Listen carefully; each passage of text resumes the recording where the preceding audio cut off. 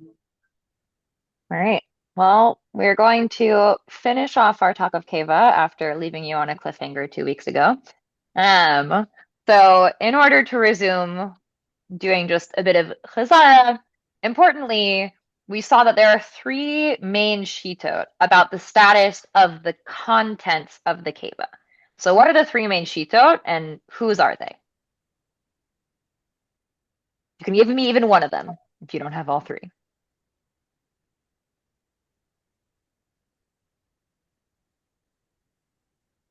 Remember, this is the congealed, or maybe congealed. This is the contents of the milky contents of the animal's stomach. It's the reef is the milk in the stomach is not milk, right? That's the Exactly. The Rif and the Rambam say it's totally like refuse, no food status. Rashi is it's milk, and Rabbeinu Mhm. Tam says there's a distinction. That's what's in my notes. Do I count? Yeah, that was perfect. Does anyone, well, right now, Isaac, we're just reviewing the breakdowns that we saw in the like C theme, like Tet, Yod, etc., around the contents of the Keva. Great, thanks. Um, so yes, what is the distinction Rabbeinu Tam makes? Anybody? Rev Joel? It's the Karush versus Salul, right? He says Karush is Mutar and Salul is Asur, I believe. And so Exactly, right? That the salul, the like more liquidy milk stuff, has milk status according to Rabbeinu Tam, but the congealed stuff, he sides with Earth. He says the congealed stuff is refuse and does not have food status, right? So we'll get the big reveal of how the Machaber and Ramah Paskin. So just let's see, we're on in page Kuf Pei Hey in the Shirat Dvorah. This is in Pei Zayin Sif Tet in the Shulchan Aruch. Give me a thumbs up when you have it. Um, Reuven, do you want to read for us in the Shulchan Aruch? I'm Chalep sorry. Yes. Hamikta. Could you repeat the Simana? Siman Pezayin, Seif Tet. Okay. Yes, okay. The Shulchan Aruch. Chalav הנמצא בקיבה אינו חלב, ומותר לבשל בו בשר אפילו בצלול שבה. This is the Torah B'Shem Rif.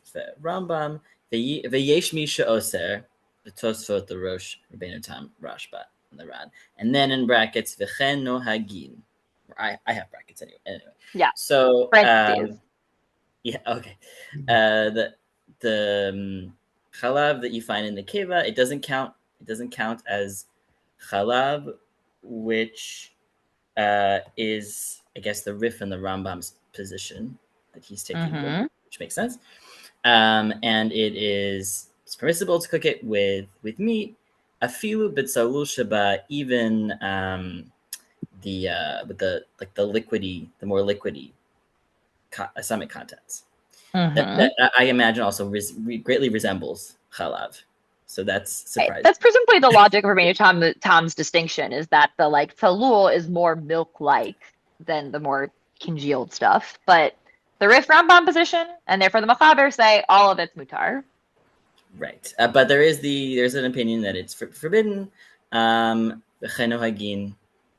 And the v'chenohagin, is that the Ramah or is that that's the Ramah? That's the Okay. Ramah. That's what I Yeah, thought. Okay. right. Okay.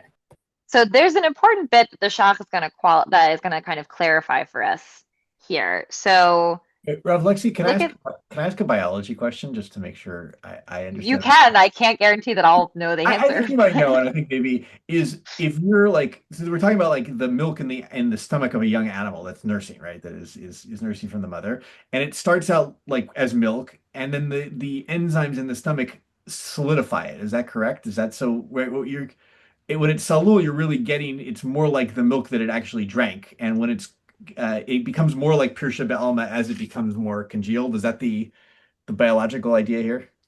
that is my understanding. Again, with the qualification of me not being an expert in biology, but my understanding is that I think the karush stuff would be more digested, essentially, Yeah. and thus a bit further from its original milky status. Whereas the Riff thinks like by the time it gets there, it's already digested enough that like this isn't food. Okay. But Ruben, could you read a little bit in the Shach Kuf Hey? v'yesh mi she'oser. Yes. Okay. V'yesh mi she'oser perush b'tzalul. Okay. So first, we're specifying that the minority position that forbids this is specifically with regard to the afilu b'tzalul sheba section. Right, because it is true. Like, it is also true that Rashi's position exists, but the Shach, I think, is clarifying that what the Mechaber is referencing when he says Yesh Mi She'oser is what came right before, i.e. the Afilu B'Tzalul Sheba. Okay. Ukamasha katav la'el b'siman pei aleph seif vav the Al Zeh. Oh, okay. Thank you. V'alze katav harav b'haga v'cheno hagim. Okay, and that's what the Ramah is referring to, the Tzalul, the Afilu B'Tzalul piece. U Well, right. kedichtav, Meaning, what is the Ramah saying is our psak? the our psak, meaning that the our psak is Afilu B'Tzalul Sheba is mutar. If no. Because the Ramah is building right off of the V'yesh Mi She'oser. Okay. Sorry, yeah. Gotcha. So our psak then is more machmir. Well, but Machmir like who? What's our position according to this? Machmir according to the Rosh and the Tosfot? According to Rabbeinu Tam, right? That like we, according to this, because the Yesh Misha Oser is somewhat ambiguous, you could read that as being like referring to the Rashi position, like, and there are those who say it's all Usr, and therefore the Ramah would be saying, and that's our practice, that we think all of it's Usr. But the Shach is clarifying, what he's saying is that there are those who Oser the Tzalul, and that's when the Ramah is saying, and that's our practice, is that we treat the Tzalul as Usr. Right? Okay. And he continues to building this. Ukidekatav behaga. Ukidekatav behaga besif yud lechalek ben karush litzalul ve'af lechatchila mashma b'toras chatat klal samche demutar bekarush ayen sham. Let me just pause for a second here. Okay, so the Ramah also wrote. He makes a distinction between karush and tzalul, the more congealed versus the liquidy stuff. And you can also, I guess, you can make an inference from the outset in his trumas chatas that karush is permitted. Right, it's mutar lechatchila, right? That like according to the Torah Chatat, the Ramah seems to think there that like it's not like, oh, if you did it, it's not treif. He's like, you can take the congealed stuff and you can cook meat, and that would be lechatchila permitted. Or, again, there are various other potential nafkaminas. But then lehefech, mihu b'tzalul. Mihu b'tzalul dato de'afilu b'deved asur. Uchadechtav b'haga b'siman yud. B'seif yud. Okay, but however, B'Tzalul, his position with regard to Tzalul is that even after the fact, it's forbidden. And he also, I guess the next piece is a new citation, right? The Mihu Nireh, that as in that's the Shach adding his own bit, but he's saying like the Ramah's position seems to be that the karush, at least according to the Torah Chatat, lechatchila is permitted, but Tzalul, even b'diavad is aser. Mihu Nireh de lechatchila asur af bekarush mishum aritayim kamash katav b'seif dalet v'ayin b'seif seif katan. Okay. Okay. However, it's okay, and this is, you said this is the Shach coming in. How to say, however, lechatchila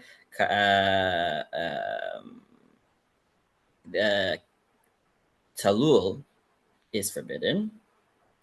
I think that he's saying even the karush should be lechatchila aser. Yes, thank you. My eye skipped above a line above. Yes, the karush is lechatchila asur because of marid ayin, and we see this also. They're pointing out, they're like, it is kind of funny. I mean, especially like it would make a little bit more sense with the karush. The tzalul, in some ways, it's a little surprising, like the the Machaber's psak and things like that, which seems to be saying like lichatchila, even the tzalul, because like the tzalul seemingly would, as Rav Joel pointed out, look like milk.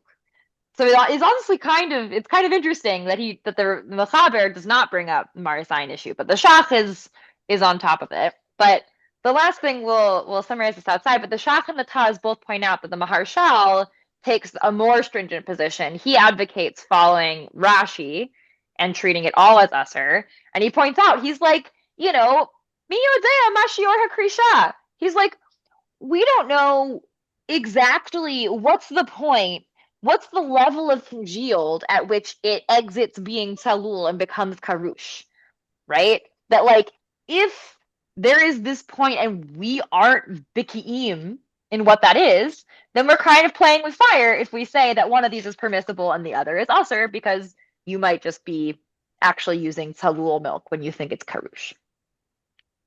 Okay. So now we are going to briefly review. If you recall, we also saw a discussion in the Torah and Beis Yosef about what happens when the keva is salted, right? When it's salted while its contents are still in it, right?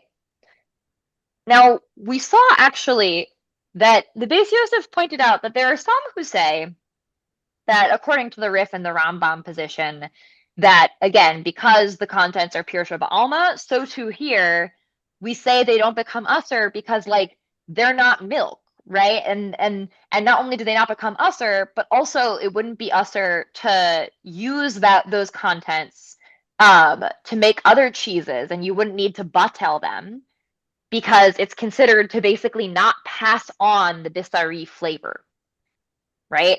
But we also saw a position that said maybe, even according to the stance that we say the contents are Pirsha Ba'alma, this might still be a problem, because it might be true that we don't get Basar V'chalab with the contents of the keva and the meat it's salted in. But maybe it still does absorb meat flavor, such that if I then use that to congeal my cheese elsewhere, I still have an issue of basar v'chalav, right? So the Beis Yosef actually said, and I think that that's maybe what we incline towards, that even though we paskin like the Rif and the Rambam, in this case, we are still worried that the bisari flavor is like transferred on, such that if you used the contents of that keva that had been salted, you would in fact need it to be batel in the cheese that was then made. But now we're going to look at an important Darchei Moshe. So if we flip back to the Torah for a sec, this is on page Kuf Pei Dalid in the Shirat Devorah. It's where Yud in the Torah, so near the end of the Siman. So we're going to be looking at Chet in the Darchei Moshe. So give me a thumbs up when you have got it.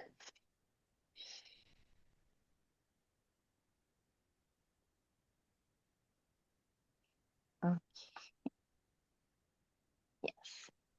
Okay.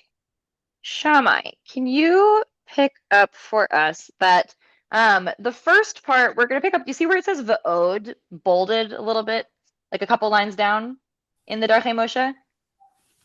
Yes, ועוד The זה V'od נראה, nireh. ועוד Mhm. נראה, זה מה שכתב המרדכי, סתם בדיעבד שהרי, היינו לפי סברתו, דסבירא ליה דנקטינן כריף ורמב"ם, כמו שפסק בהדיא. So what the Mordechai wrote that b'di'eved it's mutar. It goes according to his opinion that we are following the Rif and the Rambam, as he explicitly decided. אבל לפי מה שכתבתי לעיל, סימן פ"א, ויש להחמיר כרבנו תם, אם היה צלול טרפה, ואם העמיד בגבינות, אם יש בהם בנותן טעם, אסור. מי הוא אם יש 60 לבטל, שהרי דלא כמרדכי. So he's really retracting that opinion. He's saying we shouldn't follow the Mordechai, we should follow Rabbeinu Tam and be machmir. That if it's tzalul, then it's treifa, and then if you use that to congeal cheese, then if it's a noten tam, then it's asur. Right. And I actually think, yeah. that if there's no tintam, if there isn't shishim, it's usher. But the Deloka Mordechai, I think, is actually starting a new thing here. It's not like the Mordechai in a different way. He's saying if there is shishim, it can be batel, right? Deloka Mordechai peret kol basar. Right. זה לא כמו לכפר כל הבשר. סימן צו שני בשם ט"ז. הרשב"א, דאינו בטל B'shem harashba. או בשם הרשב"א, דאינו בטל בשישים, דהואיל והוא מעמיד, אינו בטל. So he's negating that opinion that you can't battle it with 60, but he believes that you can. Right. The Ramah thinks that you can do bitul b'shishim in this case, even though it's a davar hama'amid. Do people know what is a davar hama'amid? I don't think we've discussed this in depth before. Wait just a second. I think aren't we talking about salul that's treifa? In other words, that the animal was a treifa, and then we got milk that was salul. Isn't that the discussion? I think in that case, yes, but now he's about to get into. I think the Ramah honestly kind of blurs between them a little bit in this Darchei Moshe because he mentions the Salul Treifa, but he's about to get into the specificity of Basar V'chalav because actually, like, I think when he says it's Basar B'shishim, I think we have to be dealing with Basar V'chalav because he and everyone else end up paskening that if it's the actual like treif thing itself, it's not a Basar V'chalav issue. They all end up paskening that it's Eno Batel, right? Because our normal position, does anyone vis-a-vis the question, what's a Davar Hama'amid? Is it like the cheese making congealing agent? Right. It's like lav dafka only with cheese. It's like basically an agent that is like performing a kind of essential structural function or like in the food. So similarly, like leavening is the example that we see in like the Mishnah, right? Like seor is one of them. A coagulant is a good one, right? So we have leavening, we have coagulant, right? So this thing that is like performing a kind of chemical function maybe is a good way, like a specific chemical function in the food. There is a normative position, and we'll see that there are some variations within it, that says a Dvar HaMa'amid is not batel, right? That something, because it's so significant, even if it's a small amount, there is this position that says, like, no, it can't be batel. So if you had just like if you believe that the salul of a treifa is just treif, right? If you think it has food status such that it's just treif, the normative opinion is that any cheese you make with that is gonna be treif, that there would be no bitul because it has been made by this treif coagulant, right? But right, so we have the Mordechai is citing the this is also notably the Tosfot Rashba, not the more famous Rashba, but the Mordechai says in the Tosfot Rashba's name that it would not be batel in this case. And we have here V'af Rabbeinu Tam. ואף רבנו תם דסביר עלי דבטל, לא אמר כן להלכה למעשה עד כאן לשונו. So only b'diavad it's but he says that only according to Rabbeinu Tam only b'diavad, but lechatchila there is no bitul. Right. Rabbeinu Tam is the Das Yachid on the normal Davar HaMa'amid stance that Rabbeinu Tam thinks every Davar HaMa'amid can be batal b'shishim. But most people disagree with him on that. And he's like, even Rabbeinu Tam, who generally thinks that works, it's still not even lechatchila. But then we have V'chein pasak b'isur v'heter ha'aruch. וכן פסק באיסור והיתר הארוך, ובהגאות שערי דורה סימן פ"ג, כתב, בדיעבד יש לסמוך על דברי רבינו תם, ולהתיר אם העמיד בקיבה אסורה, אם אינו בנותן טעם עד כאן לשונו.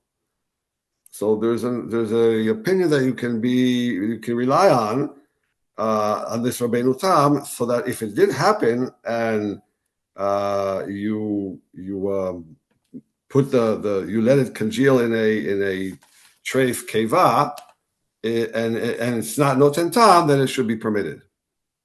Mm-hmm. Okay, but now the Rabbi is going to come in with his own opinions. ונראה לי, Before we go further, I used to always think about this. I used to think in terms of, are we looking at the essence? Talking about in general about this milk situation. Is it essential? Is it really milk? Is there essence? Does it have the taste of milk? The third thing is, you use the word, does it function like milk? So, depends on how far we extend the, it's extended. So really three different ways of looking at it. Yeah, but there's a lot of different ways of understanding, like, what is it that we see as being the essential nature of milk, such that we determine What I whether. meant to say is that, like, even with essence, it is milk. It comes out, it's milk. And I was trying to say, but the other two taste like milk, functions like milk. Is it real milk? Oh, I'm not supposed to talk about that. But is it unreal milk, real milk? I'll leave it at that. Well, depending on what part you're eating, it might not taste like normal milk. Like, depending on how digested the contents are, it might have, I would say, arguably a distinctive taste from normal non-digested milk. Which again gets a bit more at the Rabbeinu Tam distinction between the Tzalul and Karush, but you then also have the Maharshal's anxiety of, like, what's our exact tipping point, right? How different does it have to become before you say that it's no longer sharing that identity? So that's all going on in the background. Now we have the Rama kind of weighs in on this Devar Hama'amid question. נראה לי. ונראה לי, לדברי הטור צריכים עיון. דכאן פסק דבטל בשישים. So here he agrees that you can battle it in 60, but באורח חיים פסק סימן תמ"ב, דדבר המעמיד חשוב בעין ואינו בטל. But why is there a discussion in Orach Chaim about this? Rav Joel seems excited. It's Pesach, right? Oh, okay. Okay. So by Pesach, but maybe that's the answer to his seeming stira. So by Pesach, the Torah said that there is no bitul with davar mamid. That it's chashuv be'ein. That it has mamashut. It has such significance that it cannot be batal b'shishim. ובבית יוסף העריך בזה, והביא הרבה פוסקים שסביר הלאות זה בדבר המעמיד לא בטיל, ואפילו אי כשישים נגדו, מלבד בשר בחלב, זה אפילו העמיד באור קיבה עצמו, בטל בשישים, זה בשר בחלב בטעם התעלי רחמנה. Oh, I see. So it is a distinction. So in everything else, davar ma'amid, you go to Chumrah, you go to a total prohibition, a blanket prohibition. Davar ma'amid never gets bataled, never gets canceled out, except basar bechalav. There you can cancel it out with a shishim because the whole idea of basar bechalav is dependent on taste. So if you cancel out the taste, then there's no problem with davar ma'amid. Right, because derech bishul asra Torah, right? Because we have השאין כן במעמיד בעול נבלה, זה אסלין על בטל מעמיד ואינו בטל. So the Torah used the word of bishul, of tevashel gdi, and whereas with the problem of treif, of nevela, there you would say that it never gets canceled out. That ma'amid is always prohibited. כך כתב הרש בעברן, פרק אין מעמידים, והרמב"ם בפרק ג' בהלכות מחלות אסורות, עד כאן לשונו. Continue? Yep. ונראה שזו היא סברת הטור. So now he's saying, this seems to me what the Torah's opinion is. ועוד נראה לצרץ, במה שכתב המרדכי דלאל, בשם רבנו ברוך, להתיר. So he quotes the Mordechai that in the name of Rabbeinu Baruch, that is permissible, וכתב, תמה דמסתמה לא העמיד הגבינה מקיבה שכולה אסורה, דהיינו הצלול, אלא גם מן הקרוש. So it's like a metziut that you never actually have only tzalul. You have like a mixture of tzalul and karush, and we know that karush is fine, is okay, it's permissible.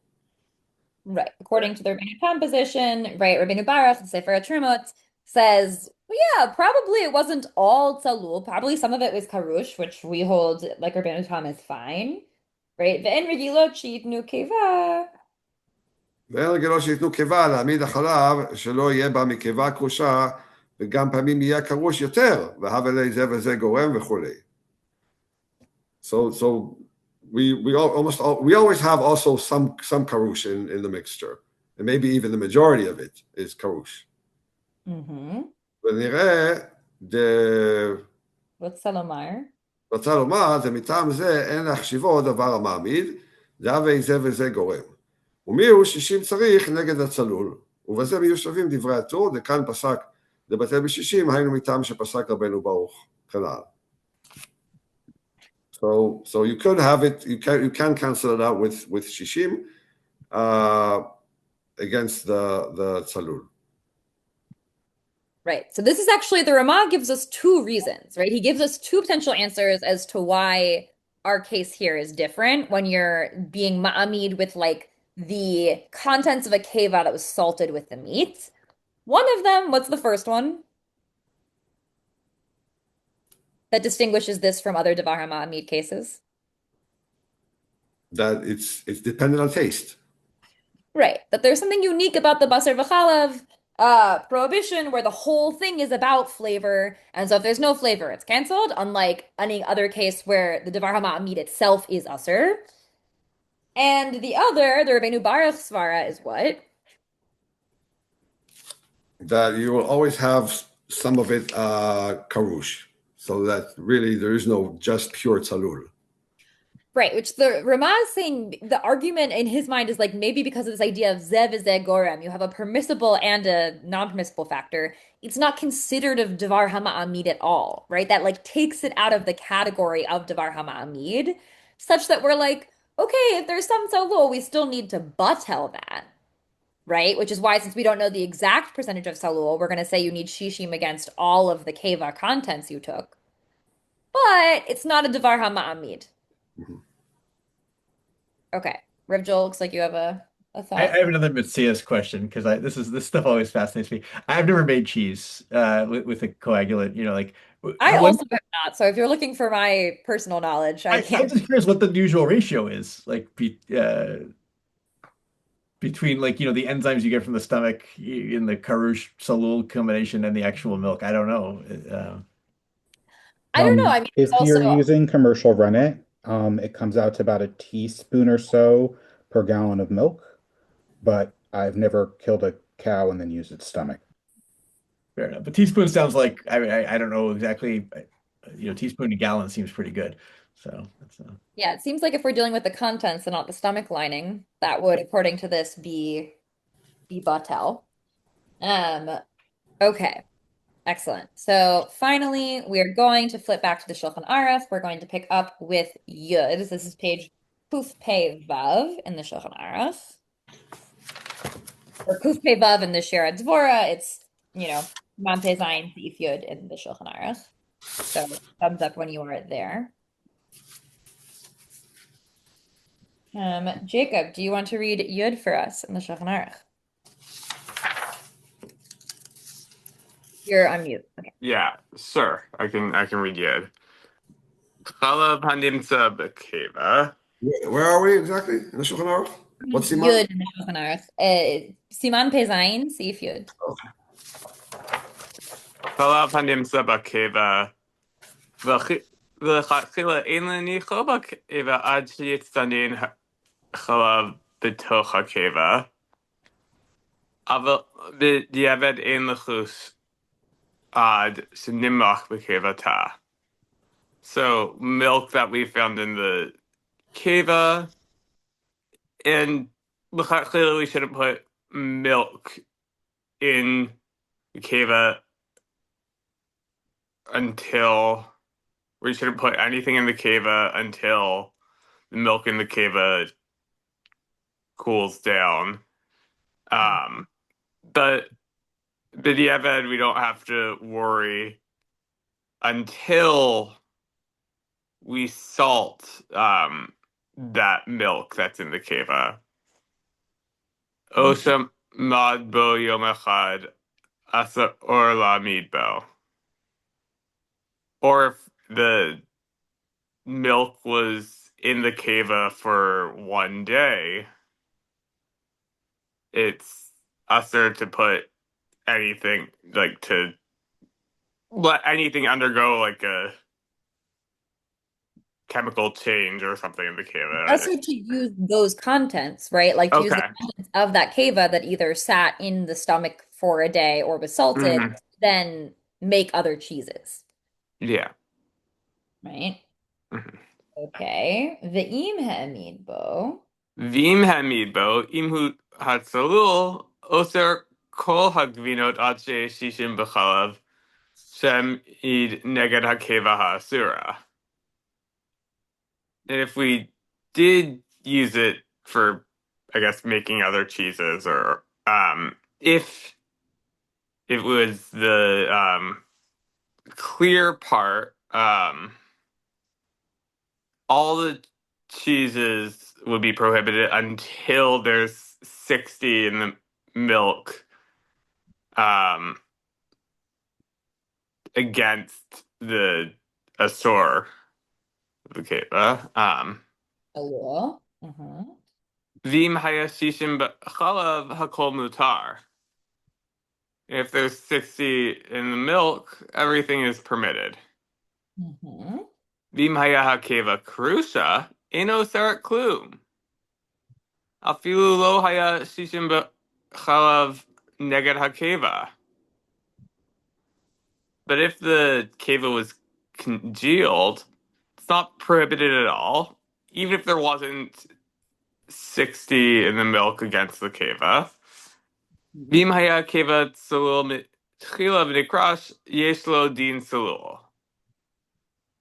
And if the keva was clear from the beginning and then it congealed, it has the din of being tsalul, being There's this clear. idea that comes up Yeah. that like it needs to have been karush like b'chai like while the animal was alive, not afterward. Mm-hmm. V'yesh makilim bazeh. Makom hefsid yesh lakel. And those that are lenient with this and didn't have makom hefsid in place of loss, we could be lenient. Or a keva, lefamim mochin oto me'abshin oto, v'nasa ke'etz, umimalin oto chalav mutar.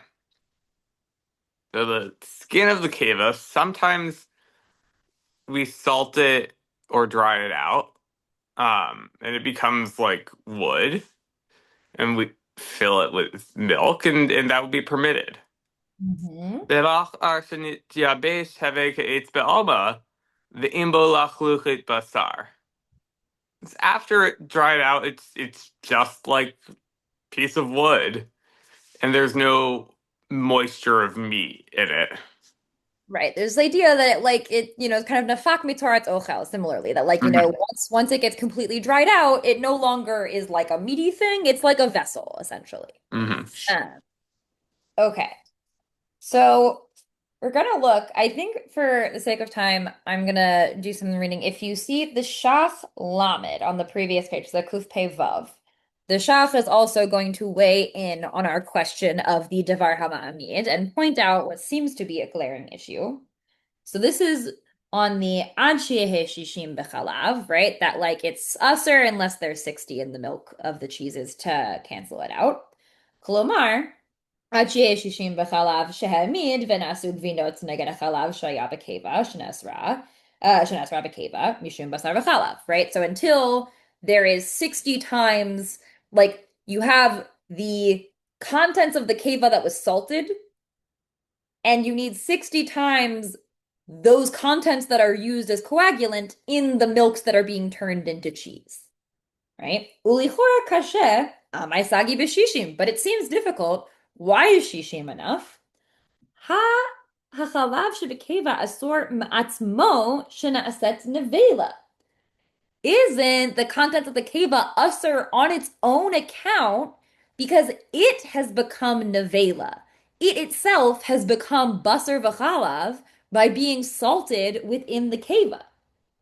V'hachinami amrin on the kaman דאין דין חתיכה הריה להתכבד, אלא אם איסורה מחמת עצמה, כגון נבלה ובשר בחלב.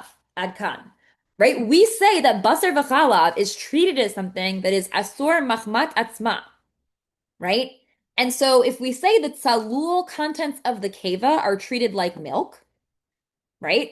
Then those salul contents will have become basar v'chalav when they are salted in the keva. And so that should be itself a little piece of basar v'chalav that you're using as a davar hamamid. Why is that not treated as something that is asar mahmat atzmo and therefore not batel? Right? So we have the kan v'im kan kevan shehu davar hamamid afilu be'alef lo batel. וכן כתב המרדכי ושובות מימוני, etc. במעשה שעשו גבינות מהחלב שבקיבה. נמצא לאחר זמן בתוך השק שהחלב היה בו מעט מן הדקים. We have a bit where you have intestines that somehow made their way into the cheese. שהגבינות אסורות, that the cheese is אסור. כיוון שהאיסור מעמיד, היינו נותן טעם עד כאן לשונו, because it gives flavor. ואף שהטור כתב גם כן, כמו שכתב הרב, יש לומר דהטור סביר עלי, דדבר המעמיד שאסור, בטל בשישים כדת רבנו תם במרדכי בתשובות מימוני שם. Right? The Shach points out, maybe the Torah just holds like the Rabbeinu Tam opinion that every davar hama'amid is batal b'shishim. Right? Maybe this isn't a special basar v'chalav thing. Maybe he just holds across the board, actually, that davar hama'amid is batal b'shishim. V'yesh lomar, didavka davar hama'amid she'asor ma'atzmo mamash kegon nevela amrinan delo batal. Ma she'en ken hacha, she'en hama'amid asor ma'atzmo ela mishum ta'arovat basar v'chalav, ulekach batel shapir. ואפילו אינמה דבשר בחלב ממש שנאסר על ידי בישול חשיב כגופו של איסור, ואם העמידו בו אחר כך אוסר במשהו, מכל מקום הכה כיוון דלא נאסר אלא על ידי מליחה וכבוש, דאינו אלא מדרבנן, סביר עלי להרב דלא חשיב כגופו של איסור, לעניין שאיסור במעמיד בכל שהוא. But now the Shach makes a clever chiluk. He says, okay, maybe this keva content is not truly considered to be asar mahmat atzmo because it's only a durabanan basar v'chalav, right? Maybe meat and milk that have been cooked together are treated as being like asar mahmat atzmo, but these keva contents, the tzalul keva contents that have absorbed meat flavor from the keva, they're only basar v'chalav durabanan. Right? Because the malicha and the kavush don't give it d'oraita basar v'chalav status, and therefore, perhaps we don't treat it as asar mahmat atzmo, even though it is basar v'chalav. Mihu b'isar v'heter ha'aruch, ita sheila, ikavush chashuk mevushal inyan zeh, ayin sham. Right, there is a question about whether we treat things that are asar d'rabanan basar v'chalav as asar mahmat atzmo. And it's not complete that there are different opinions on it, but he says it seems like the Rav is mekeo on this question.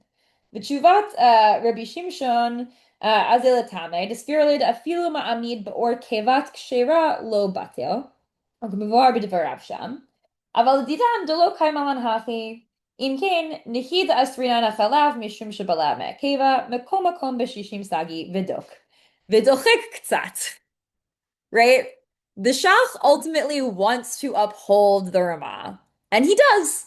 He does uphold the Ramah, and he says that, like, because this keva content is derabanan basar v'chalav, maybe we don't treat it as asar mahmat atzmo, and we can go by one of those other rationales of like, it's actually just that it's basar flavor that now would be passed on to the gvinot, and we're only caring about tama. But the Shach is like, it's a little difficult. I found us an answer, but it does seem a little bit forced. It does kind of seem like this shouldn't be batel in his mind. Okay. Questions on that before we look at the last sieve? Okay. All right. Do you want to read Yud Aleph for us in the Shulchan Aruch? Sure. אם העמיד גבינה בעור קיבה כשרה, אם יש בה טעם בשר, אסורה, ואם לאו, מותרת. So if you produce cheese, right, you leave cheese in the in the stomach of a kosher animal, if it has the flavor of meat, asura, it's not allowed. V'im lav muteret.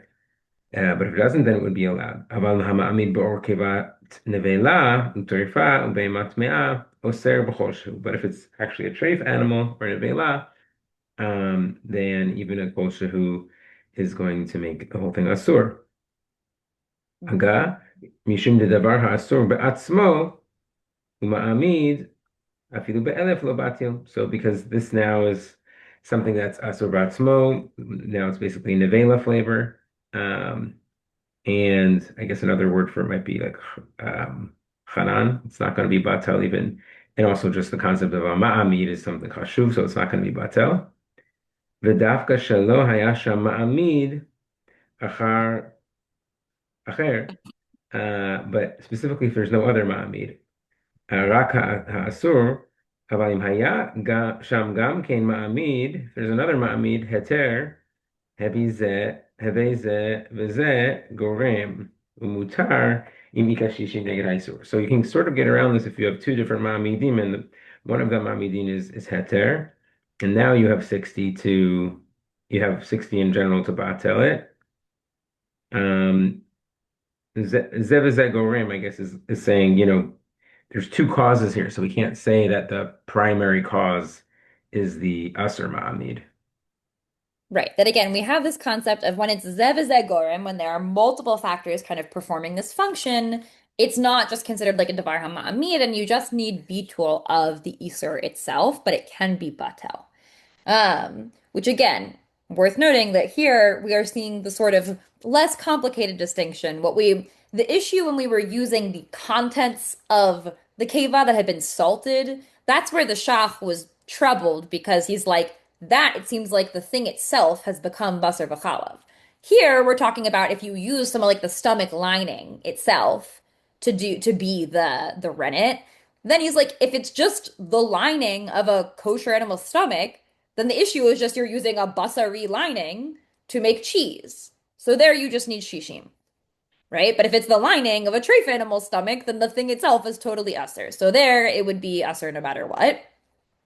The Taz kind of challenges the Rama on this last point because the Rama seems to imply that as long as there is another coagulant, then the usher one could be batel, right? That as long as there is some other thing performing that function, this could count as zev gorem, and therefore the isser could be batel.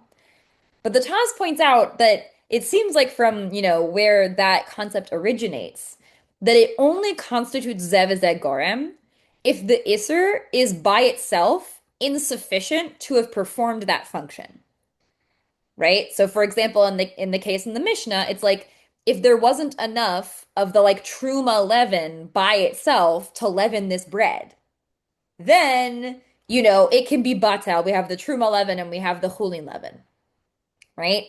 So here too, if it was like the amount of the or kevat treifa or kevat nevela is so little that if you only used that, it wouldn't have made a cheese. Then if you also used this, just kosher contents of an unsalted kosher animal stomach, whatever, then it's zev gorem. But if it's a case where had you just had the nevela stomach lining, that would have been sufficient. The Taz points out that even if you also have another agent, that shouldn't constitute zev gorem. We should still say, because the usher thing by itself could have performed this function, it is not batel, even if there is some other kosher agent also performing that function. Does that distinction make sense to folks? It sounds like practically, if you're using this keva and you're trying to use this loophole, you would have to add enough kosher coagulant, enough kosher ma'amid, like you would normally, so that it would be enough to accomplish it. And the fact that maybe there's some other one hiding in the stomach lining, now it could be batel because I put in the correct, kosher ma'amid. But it has to be the amount that I would really use to make the cheese. Right. Not only this idea that unnecessarily I would have enough kosher ma'amid, but that there's not enough treif ma'amid, Uh-huh. right? That like the treif amount would not have been sufficient to perform that function without the help of the kosher ma'amid. Rav Joel? Yeah, but all this at the end of the day is also b'diavad, right? Right. None of this you're supposed to do lechatchila. Yeah. The only one lechatchila is saying like you can take the contents of an unsalted non-kavush keva, and according to the Ashkenazim, you could use the karush. According to the Machaber, you could use any of it, and you could use that, right? That's just lichatchila allowed. But any of this stuff of using the or using the contents that had been, salted, all of that, like lichatchila, you're not supposed to do. The question is only b'diavad. If you did it, are your cheeses treif? Right, but lechatchila, you can't make cheese in a stomach. Correct. Right? So, Lichatchila, you're not supposed to use even the kosher stomach lining, because even though that one, everyone agrees it can be batel, you're not supposed to do bitul isur lichatchila, right? So nobody thinks you're supposed to use even the kosher meat stomach lining. Rav Joel? You could use the salul if you don't leave it in the stomach, right? If you take it out immediately after you chef The the animal. karush. No, I'm not talking about like using the stomach itself. As Yeah, in you yeah, could yeah. But even the salul, I think you could use, right? If you take it right out, right? If it never sits in the stomach, there's no basar b'chalav mixing at that Oh, point. yes, it's true. Yeah, You're right. The salul yeah. of a kosher animal, if Mhm. that works to be a coagulant, you could also use as long as it doesn't sit around in the what's the timeline on that? Because the sitting around well, sitting 20, around was meant to be 24 cooked. hours is like the Ramah did say he's like lichatchila, you shouldn't leave it in there long at all. But he's like ideally you should get it out of there as quickly as possible. But the kavush kamavushal only kicks in after 24 hours. So if you got it out within 24 hours, again, here, presumably the animal dying, um, then it would not be considered to have absorbed the meat flavor as long as you didn't salt it. Can I just add one more, two more just thoughts if that's okay. Right, one, yeah, I think where the Shach actually says that maybe it's harif, right? So actually you want to get out of there as quickly as possible because it may be faster than 24 hours, right? That's the concern I think there. that's the concern. Yeah, but Right. also I don't know, I threw out the question of, there's all this b'diavad going like, how are they actually making cheese throughout history? And obviously That was there's my the idea question. to do it, but it sounds like the cheesemakers are maybe not always following al pi halacha, and they're trying to like decide after the fact, is this cheese okay or not? So Right. Certainly, there does seem to be a big concern with the b'diavad scenarios here. We do know from Rabbeinu Tam that sometimes they were already using vegetable rennet and not animal rennet, that the people in Narvon were using like flower sap as a coagulant. So we had vegetarian cheese even way back when. Um, but in any case, yes, it's not, I don't know enough about the historic reality to know how most people were doing it at the points that our commentators are speaking. But Isaac, it looked like you wanted to say something? Uh, I had a question. What is the point of salting the keva? Like, what does that get you? I'm very confused by this. To eat it. To eat it. You eat the keva? Sure, eat everything. You want to eat the you want to eat the actual lining of the stomach, you have to salt it, like any meat. Okay. Well, okay. I guess that makes sense. This is why I don't make kishkas. Thank you. Yeah, Joel also pointed out that nowadays it's hard to find kosher cheese with animal rennet because, again, as we're discussing, like there is a mutar way to do it. That if you just like took the contents of a keva, before it, not having sat there or been salted and used that's fine. If it's like of a kosher animal, everyone agrees that's fine, right? And so presumably the idea is, especially once, microbial rennets and all of those become more popular, it's just kind of easier to not have to worry at all about any of these factors. You can be like, we're just going to use the vegetables and it's fine.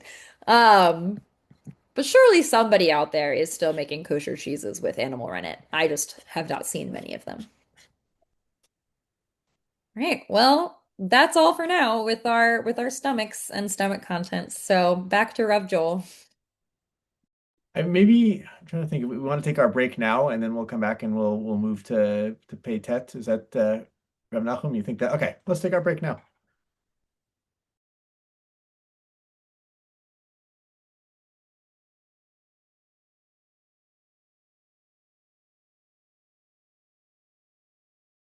Topic today is Siman Pei Tet in the Shulchan Aruch, the Torah Shulchan Aruch. But we're gonna build up to it. We've got next class also, and so um, just a couple like intro things. I think I'm gonna add a few things depending on how we do today.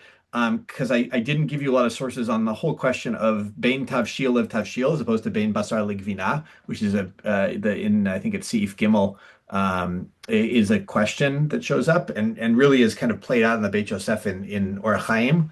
And also maybe the question of this thing you might have noticed also in the that shows up about I think only in the Ramah, but it shows up in the Beit Yosef too, that of waiting from milk to meat, and maybe waiting 6 hours between those two, which I think is not the only place. We have many places in Halacha where maybe the Zohar is actually the driving force, but this is one of those places seemingly, and so we may look at that. But for the moment, we're going to start with Kuf Dalet and Bet, and I just want to say, right, this topic of wait times, we'll even see it here. It can be a very fraught topic for a lot of people. It can be a distinguishing mark of religiosity. It can be something that also kind of gets people into all sorts of trouble. You wait a certain amount of time, and you had fleischiks, and can you go to this person's meal who's having milchiks, and like it takes a lot of meal planning. And not according to Tosfot, as we'll see, maybe, but according to at least the source, the Rif, the Rambam. And also just kind of an interesting case where the Rif and the Rambam have not only come to really, I'd say, dominate Sephardi halacha, but have come to dominate Ashkenazi halacha, even though that wasn't necessarily the practice in Ashkenaz historically. And I don't have an answer as to why. Maybe you can. That's beyond the scope of what I'm capable of teaching. But I think we should see it play out. Okay, good. Any questions before we dive in? We're in the Gemara. Kuf Dalet Amud Bet. Sorry, in Chulin, I can tell you what Masechet, just like you should just choose a Masechet, go to Kuf Dalet Amud Bet. Only a few Masechtot you can get that far, but Chulin in Perikol Avasar. And we're towards the bottom of the page.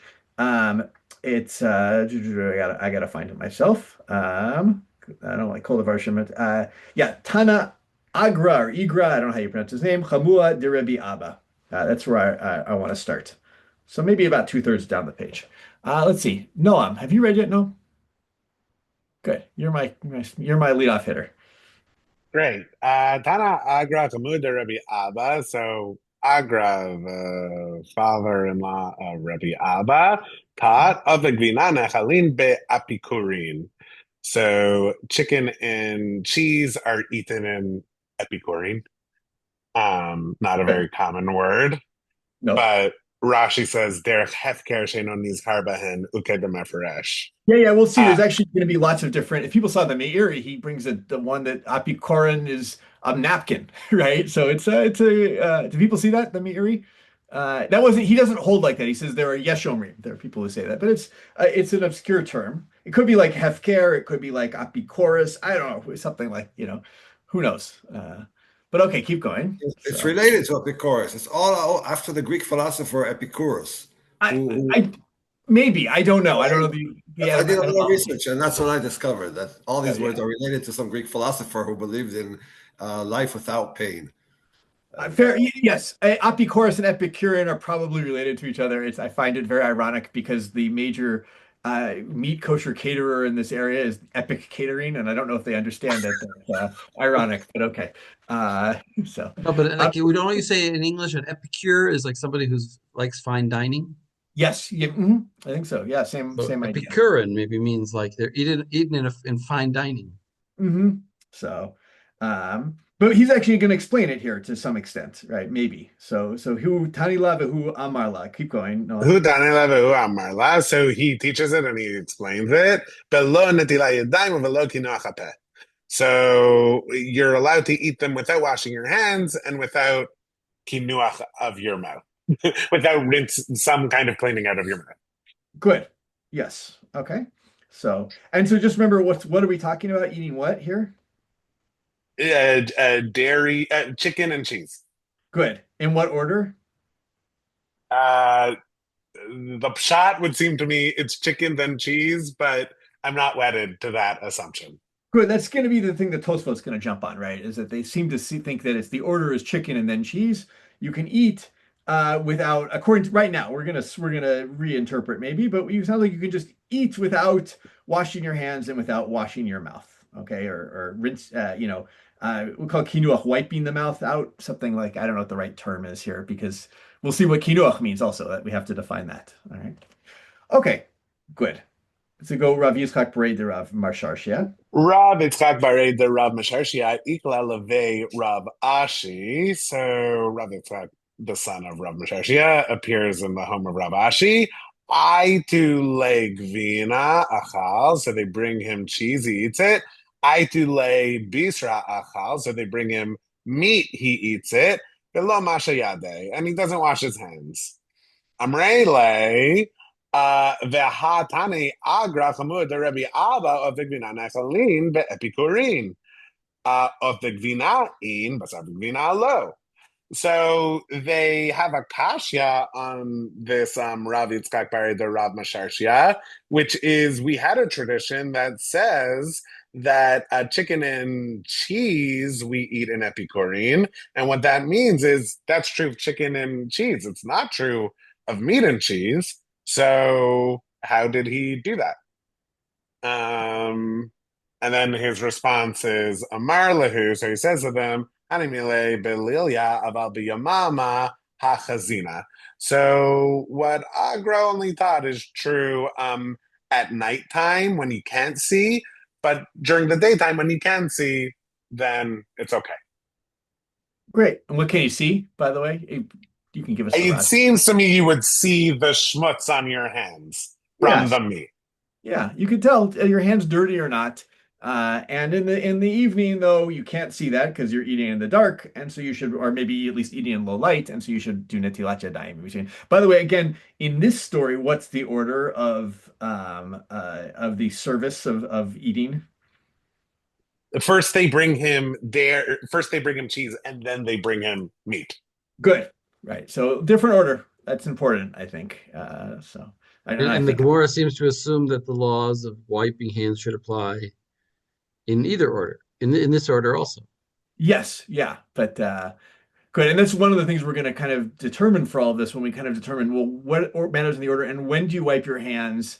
And is it, is it only basar, after cheese? And how does this all work? And maybe according to some who actually think that maybe even basar to gavina, maybe all you need is hand wiping and mouth washing and so forth. So we'll see how that Well, it does seem kind of weird. Like if he was waiting 6 hours, then he probably wiped his hands at some point in that. Like, how are they saying that he didn't wipe? It's obvious. It seems to be that he's not waiting 6 hours.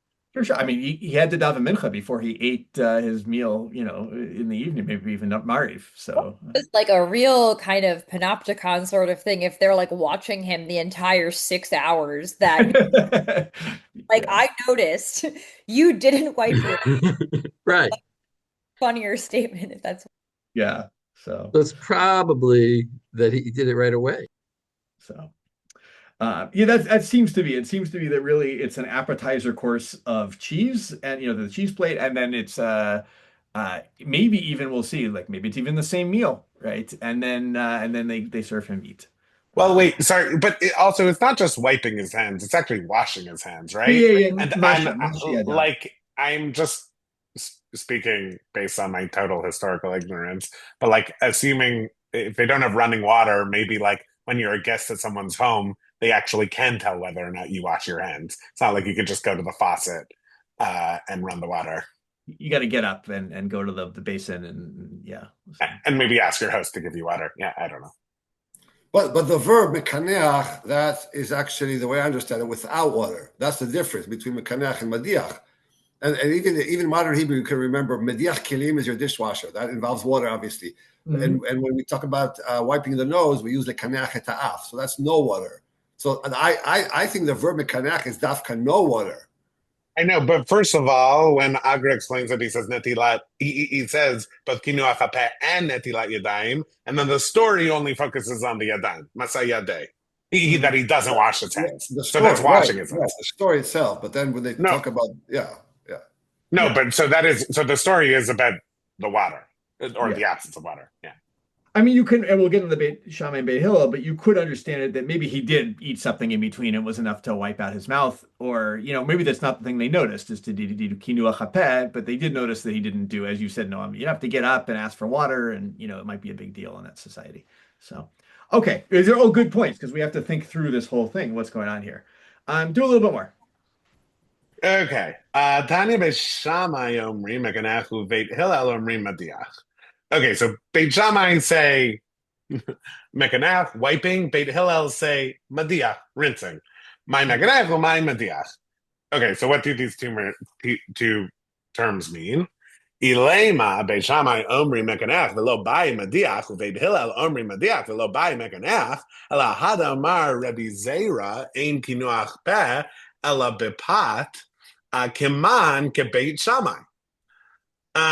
Okay, so if we say that Beit Shammai say what they mean by this is you need to do the wiping, but you don't need the rinsing, and Beit Hillel say you need the rinsing, but you don't need the kinuach, the wiping. Well, we have a statement from Rabbi Zera who says the only way you can properly wipe your mouth is through eating bread, and according to who would Rabbi Zera be going? He'd be going according to Beit Shammai.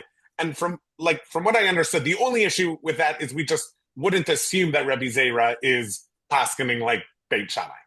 Yes. Yeah, we don't usually assume people paskin like Beit Shammai. That's Yeah. Okay. So, all right. So now we gotta fix up what Beit Hillel and Beit Shammai say.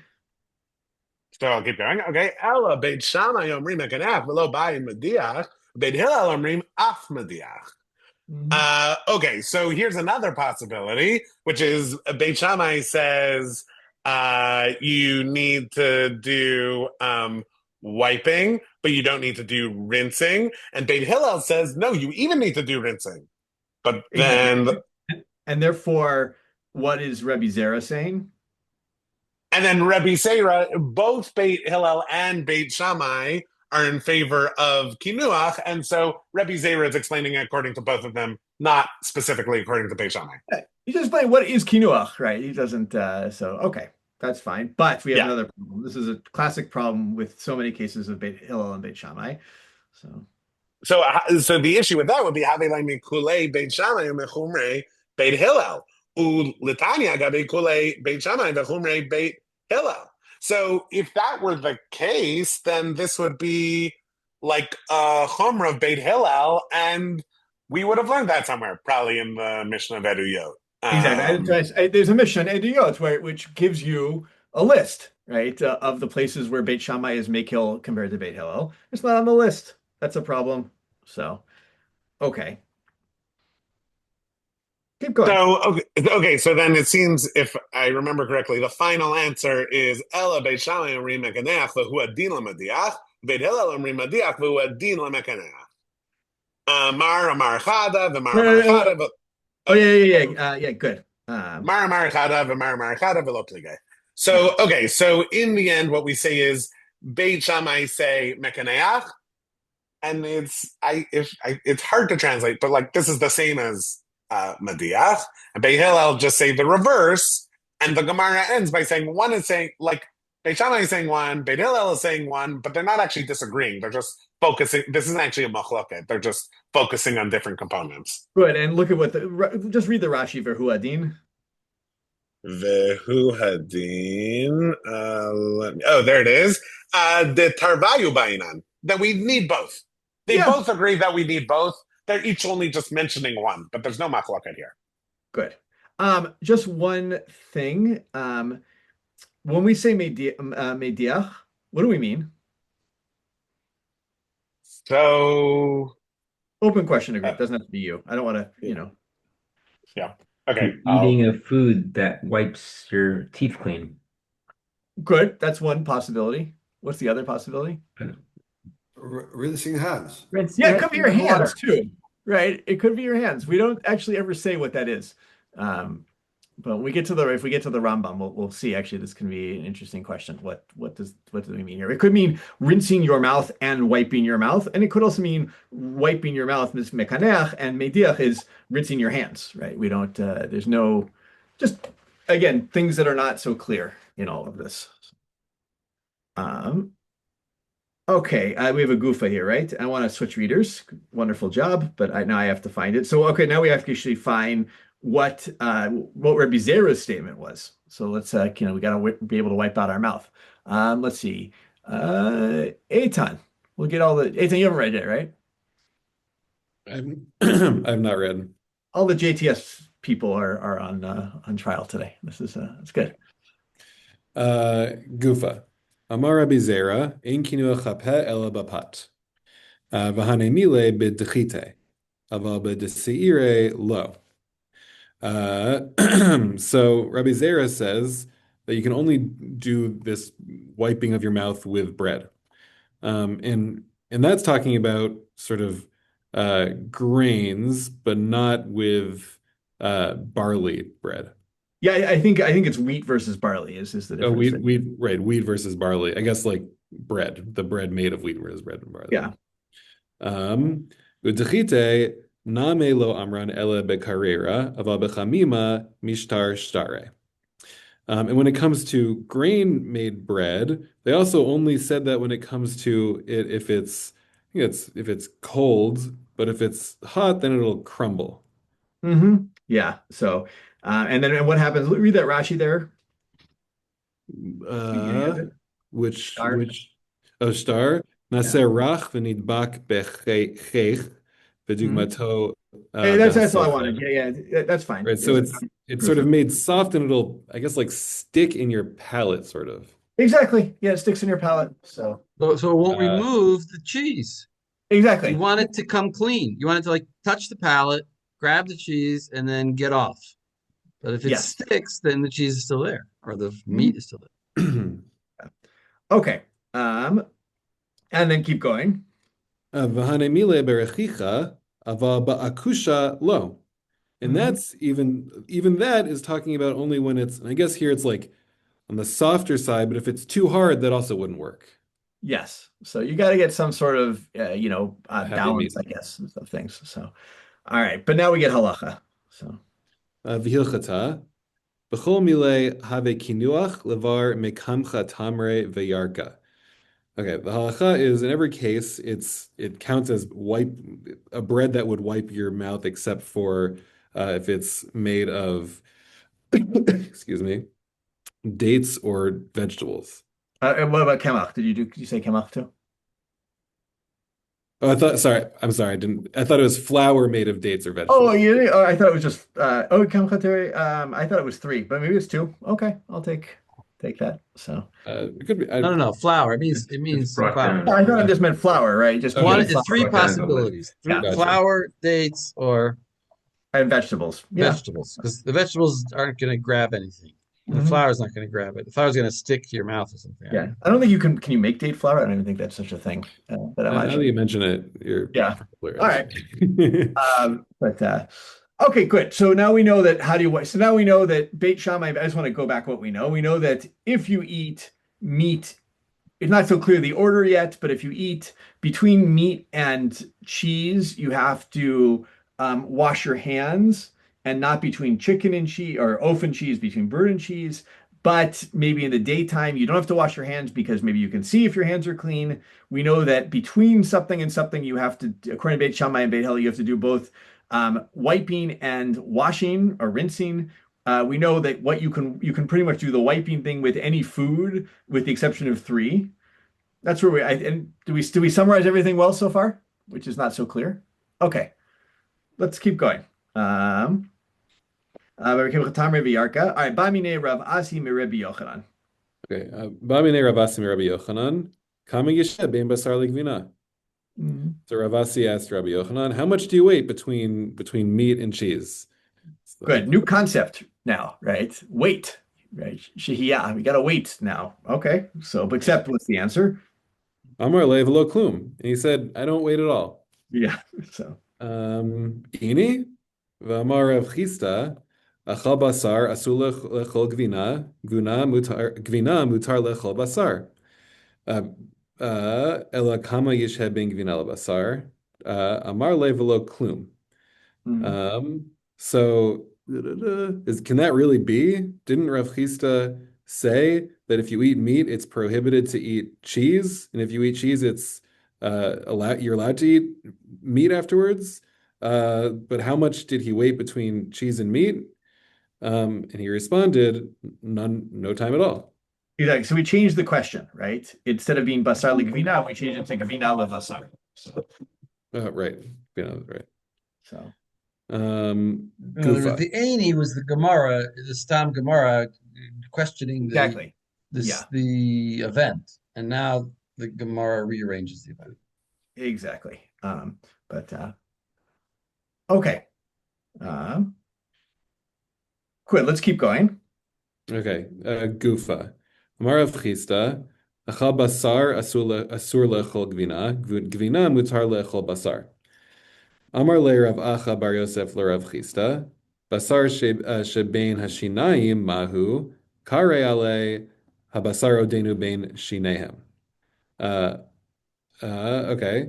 So now back to this statement by Rav Chisda. Rav Chisda said, if you eat meat, it's prohibited to eat cheese. If you eat cheese, you're allowed to eat meat. Rav Acha said so Rav Acha bar Yosef said to Rav Chisda, what about the meat that's between your teeth? What do we consider that? Sort of, I guess, if it's sort of like still there after the time period you wait. It's considered, and it's quoting Bamidbar now, sort of the meat was still between their teeth, from the story of is this the quail? Slav, And yeah. they ate The story of the they ate Slav. the Slav, right? Meaning, like, I think here though it means like it still counts essentially. Exactly, It because still it's is meat. right. It's basar odeno ben shinehem. It was still, what's it still called? Basar, right? Right. It is a very typical drashic thing, right? We see this. It's another good example, right? Chata Yisrael in Achan, right? Afilu shechata Yisrael, who, right? Even though it's in your teeth, it's still called basar, right? Similar midrashic idea. And so now we have this new, so now we just want to summarize again. Hopefully this is helpful. Rav Chisda, we have this now again, this idea that there's a difference between eating meat and then cheese versus eating cheese and then meat. Cheese and then meat, you can seemingly eat after cheese immediately, or maybe with something in between, maybe some of this cleaning, but not a wait time. You can eat meat, but not the other way around. And meat that's in your teeth, which might be related to this, is still called meat. So maybe there's an idea here that meat doesn't easily leave your teeth or something like that. Maybe. So, okay. And then finally, let's finish us up with Mar Ukva. Amar Mar Ukva, Ana laha milta chala bar chamra legabe Abba. Te'ilu Abba ki hava achil basara ha'idana lo hava achal gvina ad lamachar. Ad hashta. Ad hashta. Ad hashta. Ve'ilu ana bahasudata hu delo achilna lisudata acharina. Sorry. Okay, do it one more time. Ve'ilu ana bahasudata behasudata hu delo achlina lisudata acharita achlina. Or achilna. Yeah. So Mar Ukva said, it's about Ana lahamil tachala bar chamra like that. So this thing happened with bar chamra. I think in this matter, I am vinegar to the son of wine, right? Compared to Okay. Vinegar to the son of wine, compared to my father. Because if my father had eaten meat, now he wouldn't eat until the next day. yeah, ad lamachar ad hashta is like at this time the next day, right? And like so 20 made late, right? He would wait 24 full hours.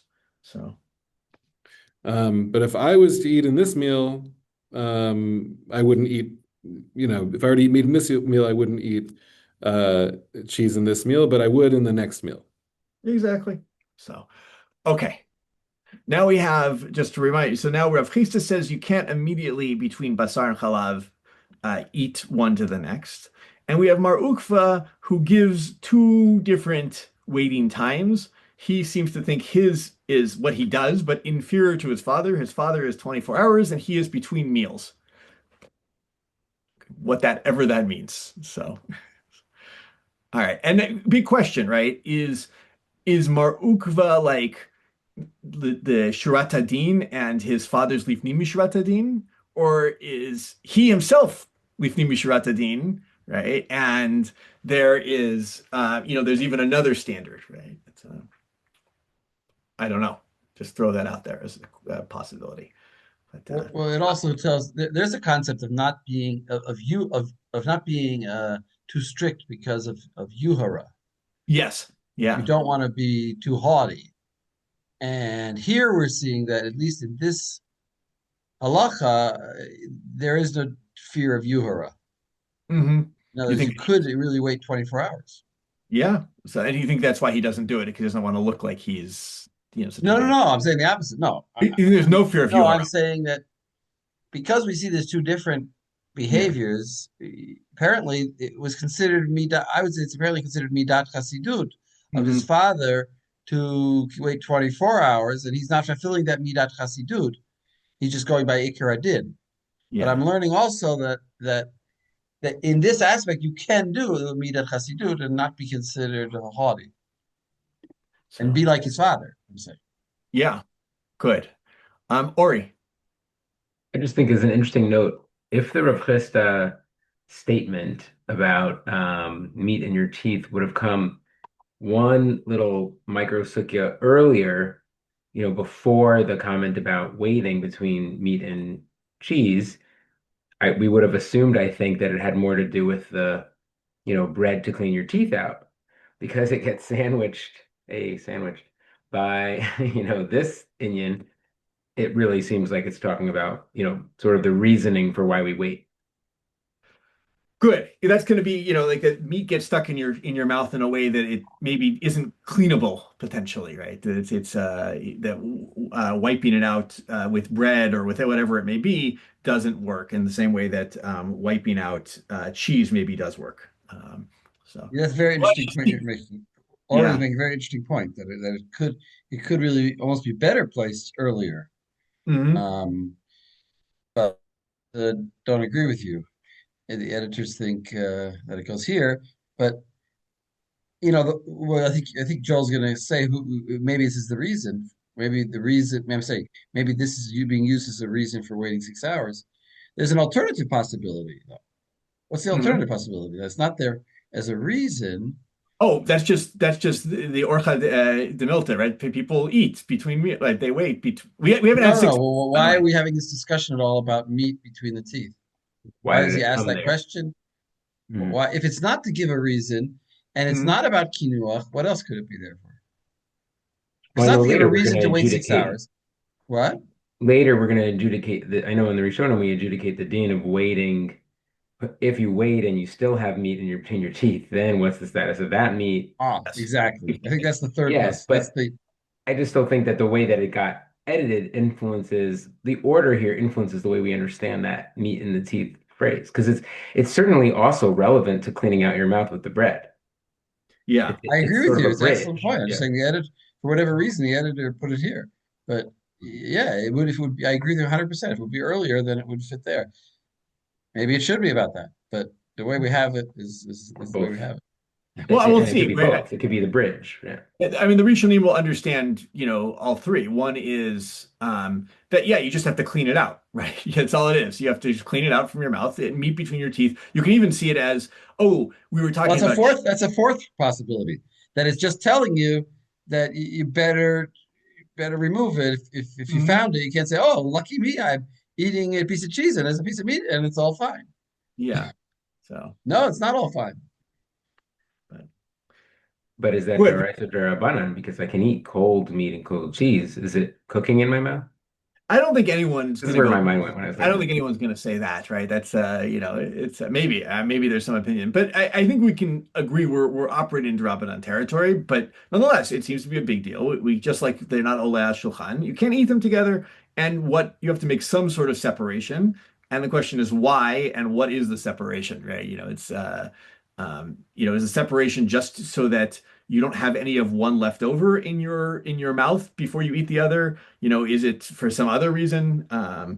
And it's just, so we'll look at all of that. The one thing I just want to notice, right? We've talked about 6 hours. We actually don't know from this sugya by itself how long is from one suda to another suda, right? It's I gave you, I think, the thing in Shabbos, right? Where when they ate their first suda of the day, and but we don't know. We don't know how long Mar Ukva waited. How long the sudot were for Mar Ukva. And we'll see the Tosfot is going to read that hyper literally, right? Suda to Suda literally means, one or the other. But let's how are we doing on time? Yeah. Let's do two Tosfots on this. I know I gave you three, but I'm not sure why I gave you the second one.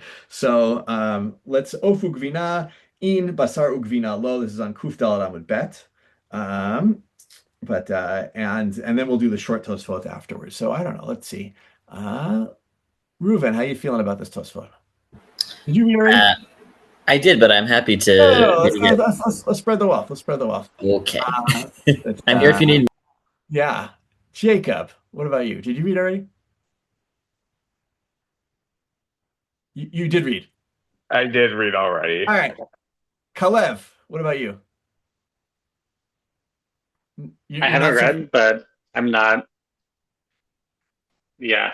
but you know what? All right, this will be a one. This is a long toast. It's good to give Rav Lexi. Can I give you a long toast? Is that allowed? Is that there we go. Let's do that.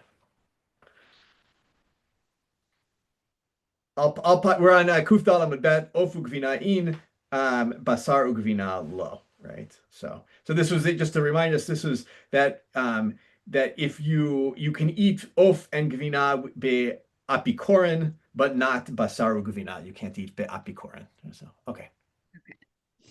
So they say Tema. Dehechi parich migvina achar basar, a basar achar gvina. The Rav Yitzchak vina v'achar kach basar achil. Velo dami, k'damar besamuch. So this is difficult. This is shocking. How did they challenge from a rule about cheese after meat in a case of meat after cheese, as Rav Yitzchak was eating cheese and then eating meat, and these aren't comparable, right? So their initial issue is that like there's a difference with regard to the order in which you're consuming these things, and so it's not clear how we have such an issue with Rav Yitzchak when it seems like a simple answer could be it's because he ate cheese first. That's our difference. V'yesh lamar, d'hachi parich, d'breita d'agra mashma of ugvina nechalin b'afikoren b'li netilat yadayim b'lo kinuach hapeh, aval she'ar basar by netila v'kinuach hapeh. So perhaps this is how the challenge is functioning. The Breita of Agra implies that, with regard to fowl and cheese, they can be eaten b'apikoren without washing the hands and without cleaning the mouth. But other types of meat do need washing the hands and cleaning the mouth. Vehechi dami, ibasar tchila afilu b'netila v'kinuach lo sagi ad suda achriti, k'da'amar b'samuch. Right? If we're dealing with meat first, then even just the hand cleaning and the mouth washing shouldn't be enough until there's actually a different meal, as we see later on with the marukba bit. Ela lava gvina tchila, v'hadanaka tacha basar gvina lo dak. Ela gvina o basar. Gvina o basar lo, v'agav d'maskir braita of tchila, nakat nami hacha basar tchila.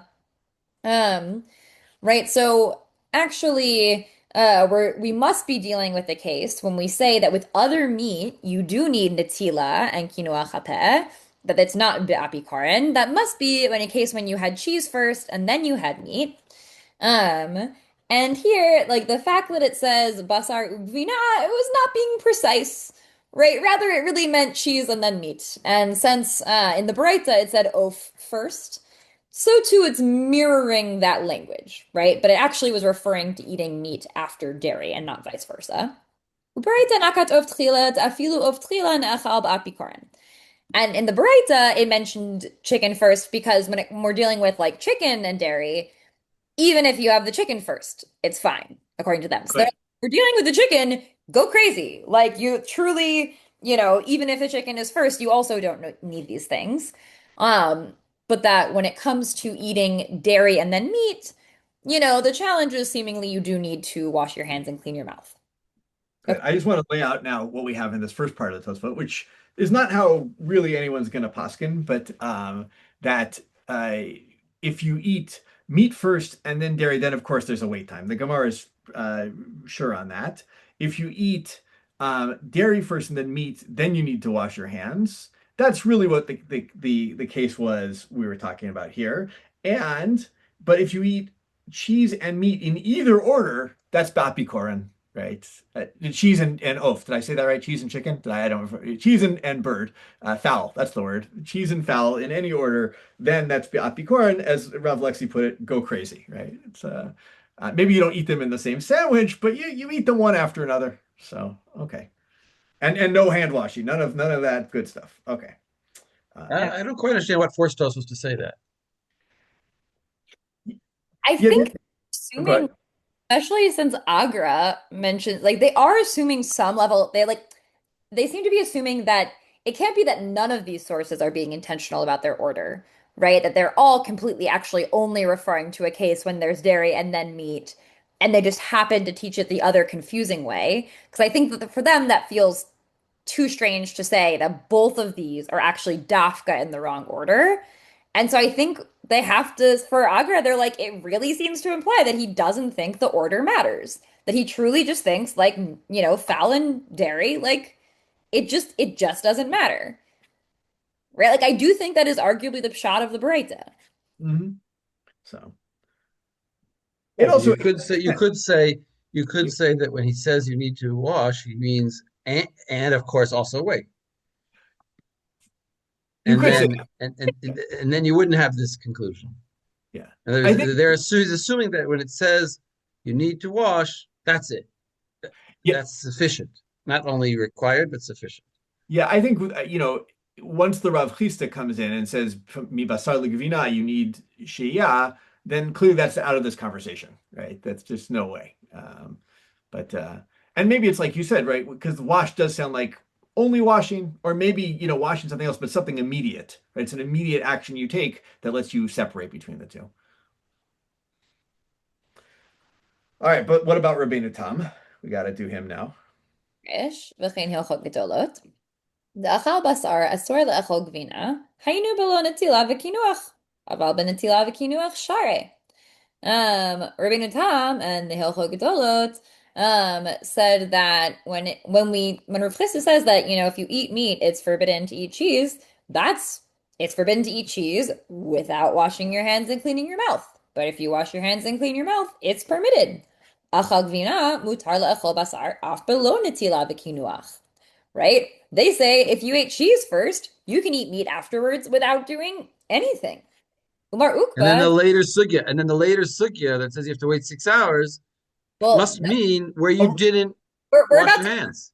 we're gonna get there. We're gonna get there. Yeah, yeah. Okay. So No one says 6 hours yet. Our sugya, that's an invention of the Rif slash Rambam as to how long they think it is between meals. But he says, Umar Ukba delo achil ad suda achriti, hainu belo netila v'kinuach. As there we Rav go.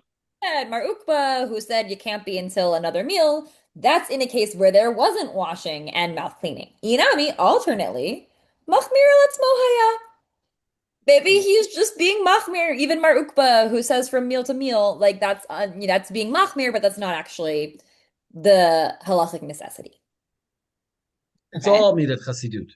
Exactly. Both the 6 hours and the 24 hours. It's all midat chasidut. Exactly. So, But that for Rabbeinu Tam, Meker Hadin, like no matter like the most you'll ever have to do is clean your mouth and wash your hands.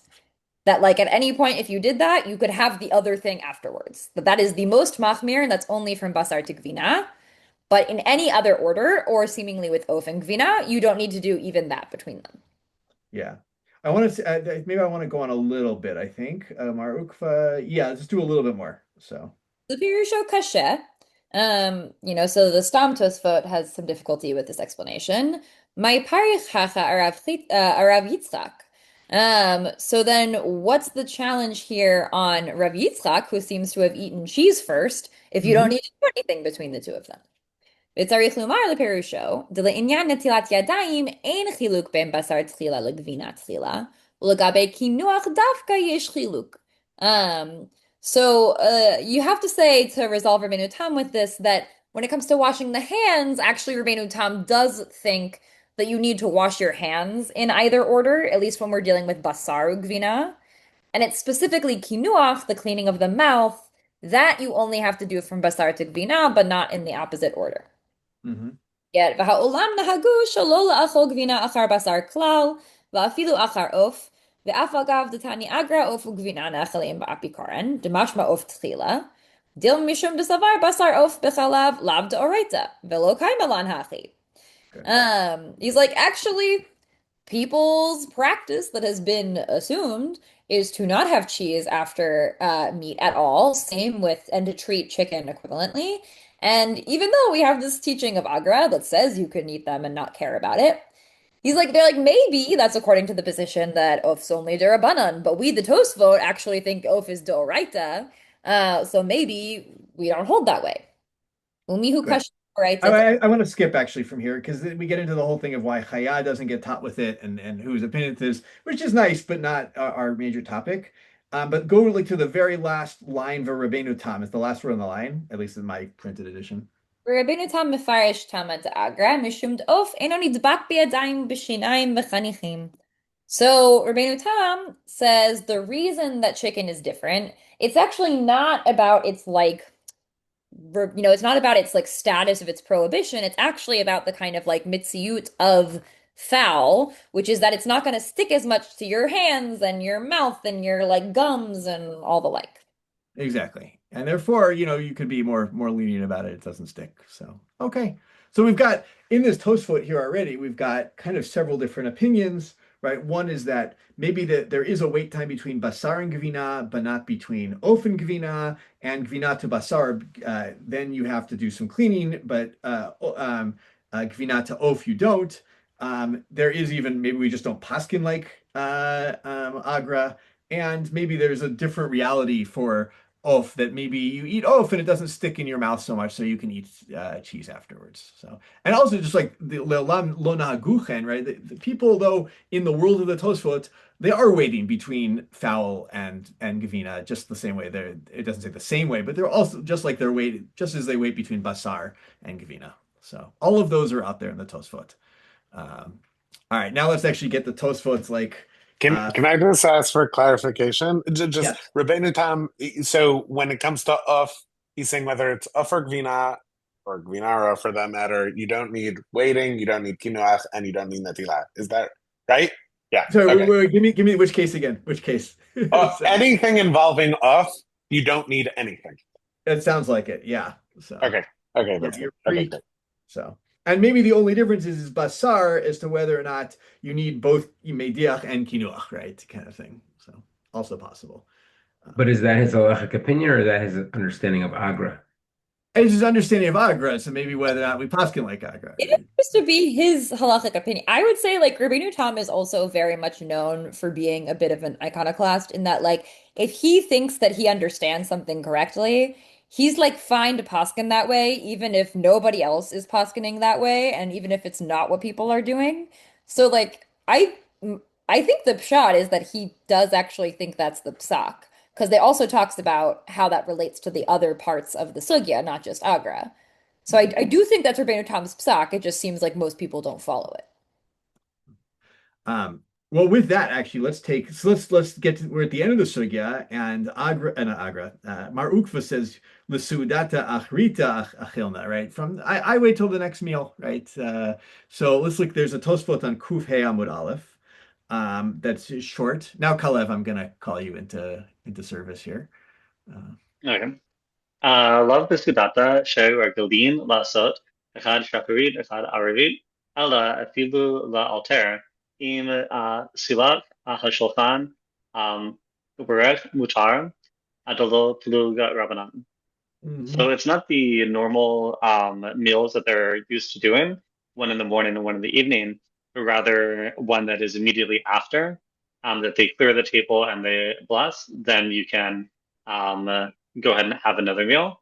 And there's not a disagreement about this with the rabbis. Well, I think the rabbis didn't distinguish, right? They didn't distinguish between, right? They didn't say, oh, it's only for the meals that are like this many hours apart, right? They're like, no, as long as it's a new meal, that's fine. And we make no distinction between what kind of new meal it is. Is it 7 hours later or 2 hours later or 2 minutes later? As long as you clear the table and you bless, right? Make Birkat Hamazon, which that is a distinction in meal, right? At the end of the day. Um, right. So this Tosfot, which is an anonymous Tosfot, right? What's the wait time between meat to milk, according to this?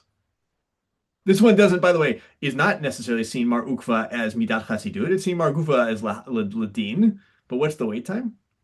How 0. long it takes you to clean off the table and say Birkat Hamazon. Exactly. So, What? but it has, yeah.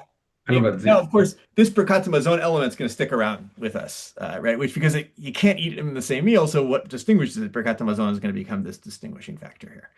So you have to imagine, although actually no, you can actually get some people who do talk about this, the 6 hour wait time, the meal to meal, the shacharit to arvit wait time.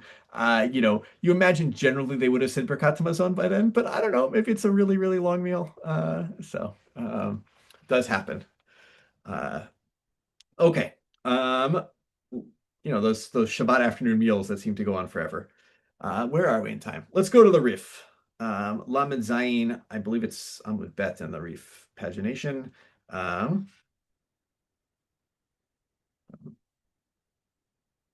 Yeah, here we go.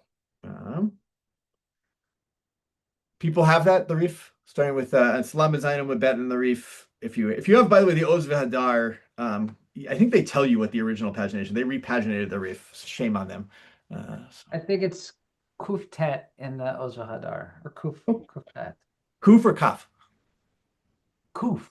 Kuf Tet. Wow. Okay. So, and we're at Amar Rav Ukva. We're going to see how the Rif paskins this. So let's see. Josie, have you read? No, but I'm still trying. I lost my place on the page here. So Josie, if you're looking for Amar Mar Upa in Oz V'Hadar, it's at the bottom of Kuf Het. Oh, right. Oh, that's right. Okay, sure. Amar Mar Ukva, Ana Bahamilta, Chala Bar Chamra, Ana. I think it's Chamra Bar Chala Bar Chamra Ana. Chala Bar Chamra, Ana. So Marupa says that in this case, I'm just Vinegar, the son of wine. I'm not as from as my father. Dilu Abba Kad Hava Achel Bisra Haidana, Lo Hava Achel Gvina Ad Machar Ki Hashta. That my father, if he ate meat today, wouldn't eat cheese until the same time tomorrow. Ana b'hai su'udata lo achilna, b'su'udata achiriti achilna. And I would have it at this meal, and I won't eat it until the next meal. B'shmainan mahada hai de amar Rav Chisda achal b'asar asur lechol gvina de lo share lemechal gvina batar basra ele ad de shahele shiur. Maidit sarich l'sudata akriti de lo ashkechan man de share lemechal gvina batar bisra pepachot mehai shiura. So he's going to pass in here. He says that he's going to go back to Rav Chisda that says if you eat meat, it's forbidden to eat cheese. You're not permitted to eat cheese until after meat, until you've waited a shiur. The shiur that I think it's shiur ma'id tzarich l'sutach the shiur that you need for the next meal until the next meal. In other words, what is the shiur? It's between the shiur between meals. So. So we don't find anybody who says that you can eat cheese right away after meat, that you have to wait for the shiur. Dehamar okva af algav deshahile ki hashiura kare nafshe chala bar chamra. And this is why Mar Ukva said that even though he waits, the shiur, he calls himself the vinegar derived from wine. being a little self-effacing. Well, good. I notice he's saying, I'm doing the deen. I'm not from, right? I notice I just do what the rule says, right? That's why I call myself Chala Bar Chamra. I do the deen. I don't do anything more than that. But okay, what's the time though that the Reef wants us to wait? Still between he actually doesn't specify exactly what the shiur is, just between meals again. Yes, but there is a shiur. It's the shiur that's between meals, which seems to be a known shiur in his world, right? That's Mar Ukva. And so, yeah, he says it actually like kind of interestingly, no, we've never heard of anybody who permits anything less than that. Of course, he's clearly never, I mean, obviously it'd be anachronistic if he'd heard of the Tosfot, but he's the Tosfot Shita, he's never heard of. Never heard of such a thing. And therefore, he actually has a time, right? He actually has it from meal to meal is the set amount of time you need to eat. Wait, sorry, not to eat. So, but he doesn't specify. He just assumes everybody knows it. Good. Yes.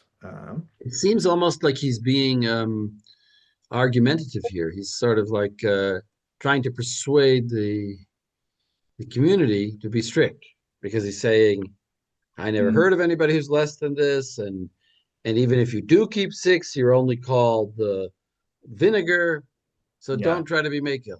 It sounds like he's trying to convince you to be strict about this. Yeah, it's a good point. Like he's living in a world where maybe not everyone's doing it. He's saying this is what we should be doing. We should be doing 6. I've never heard an authority doesn't think otherwise. So, Ori. When I say 6, I mean between meals. Yeah, I know what you mean. Yeah, exactly. So yeah, I mean the fact that he doesn't specify the time is there anyone who reads this, with some significance? Like the amount, sure, it's clear that he's defining it as an amount of time, meaning the chiddush you're making here is still important, even if he doesn't set the shiur here. I don't think he is setting a shiur. I don't think he's setting a numeric. Isn't he just reading? Is he holding like the Pri Chadash in the sense that like between meals is the time between meals? Like you eat breakfast at 8 and you eat lunch at noon. The finish of that is still significant because it's not actually your meal. Like what if I'm not in the meal? Yeah, that's the thing. I'm sorry, I didn't. No, good. This is all good. I just want to say, like, Isaac, I think you're right in the sense that he's saying, don't eat I think that people can tell me anything I'm wrong. Don't eat a snack, right, between mealtime. Like that's what I was going to try to say. Don't have some cheese and crackers as a snack after you ate meat in your morning meal. Yeah, and a person eats a meal. A normal person is not going to eat a whole nother meal right afterward. So there is a gap, but he might have a snack. Exactly, he might have a snack. So saying those snacks have to be parv or whatever, or have to be the same type as the other meal. But to be fleshik snacks or parv snacks. But whatever your meal, however long it takes you to fully digest, and that you're actually hungry for another meal, whatever it is in your society and your time zone, probably is variable. Yeah. And that's what I wanted to like open up, because I think then we get into our usual discussion of, is this societal mealtime? Is this personal mealtime? Is it, like you were saying, Rav Joel, maybe there is an objective mealtime he intends in his society. Yeah, but I think it's impossible to decide from the words that we have in front of us. So, well, that brings us to the Rambam, because that's where it gets interesting. So everybody, right? Hilchot Machalot Asurot in Sefer Kedusha. I always like Perek Tet Halacha Kafvav. So Perek Tet Halacha Kafvav in Machalot Asurot, right? And one of the only 2 sets of halachot in Kedusha, right? The other one's Yoreh Deah. So, and chapter, right? People probably know this. Chapter 9 deals with all the basar b'chalav issues. That's the. Let's see. Josie, you want to read some more? You read the riff so nicely. I just gotta find the Rambam again. It's 9. Which one again? It's 926. So theoretically, he's buried in northern Israel, but I don't know that actually is his grave. So if you want to find him, sorry, that was really bad. I'm sorry. I need this. I'm using Al Torah for this one. I don't have my Rambam right next to me, so just give me a moment. 26. And I want to pay careful attention to like how the Rambam's reading the sugya here, because he seems to, change some things, leave some things out, right? He's maybe following the reef sometimes, but let's just take a look. So. Okay. So 26. Mi she'achal gvina או חלב תחילה, מותר לאכול אחריו בשר מיד. וצריך שידיח ידיו ויקנח פיו בין הגבינה ובין הבשר. ובמה יקנח פיו? בפת או בפירות של עושן, ובלען או פולטן. בכל מקנחים את הפה, חוץ מתמרים או קמח או ירקות, שאין אלו מקנחים יפה. So, if you eat cheese or milk first, you can afterwards eat meat right away. And you have to wipe your hand. You have to rinse your hands and wipe your mouth between the cheese and the meat. Mm-hmm. And what do you wipe with? With bread or with fruit that have dried? No, Shalosan, you chew them, right? You chew them. Chewed fruit. And swallow them or spit them out. Yeah. In other words, what's the important thing for the Rambam? It's the chewing, right? You got to chew them, right? But you don't have to eat them. You just have to chew them. So, okay. What, by the way, just as a side note, what seems? I mean, I'll give a hint because it's like unfair. The Beit Hillel, Beit Shammai. What seems to be missing here?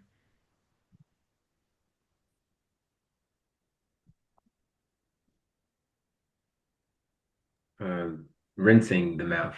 Yeah, potentially, right? Everyone seems to think that, I don't know, everyone, people seem to think that he understood Mediach there as rinsing the hands and not as, and that's what he has here, that it's also possible that he maybe doesn't think like Rashi that we're following both of them, but the Tosfot. Yeah. The Tosfot we skipped though, wasn't he trying to say that rinsing the mouth is Kuliyama better? Yes. Yeah. But the Rambam doesn't hold that, right? So it's he leaves out rinsing the mouth. Okay. But other than that, I think he's pretty, nice read of the Suga so far. All right. But and the rest of it is basically that he gives he says you can't use wheat or dates or vegetables as opposed to not wheat, flour. Flour or dates or vegetables because they don't clean well. Good. I always remember there was a whole discussion what kind of things you use, and then there's a hilchata, right? That showed up, and the hilchata just gave everything but these three. So, question: so the pat or perot, they're not exhaustive, right? Because he says immediately later uvakol. So really, it's not just pat or perot; it's anything except for those three. The tmarim, kemach, or yerokot. Exactly. Although when you think about it, in his world, I don't know. There's not that much else right out there, right? He's excluded vegetables and he's excluded one kind of dried fruit. Maybe not all dried fruit, maybe just dates, but maybe dried fruit. He doesn't say figs, so maybe not. Pretty much most things left are pot and perot, right? What are you going to wash it? You're not going to use meat or cheese to rinse it out with, right? Or to wipe it out with. So no, what's it called? Egg salad. Okay, fair enough. Yeah, everything you could find something. Fish. Yeah, some fish. Yeah, that's true. So, okay, but you're right. It's not exhaustive. It's he's saying, in other words, it's everything but those three, seemingly.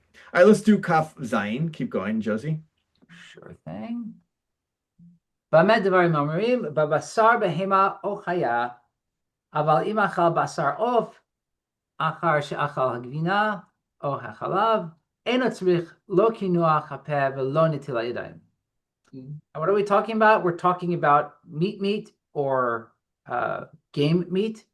But if you ate fowl after cheese or milk, you don't have to do any of that. Exactly. This is Agra, right? At the end of the day. All right. Ba'apikoran, right? You're it's a free game at that point. It's interesting that he puts chaya with behema. Why do you think he does that? Or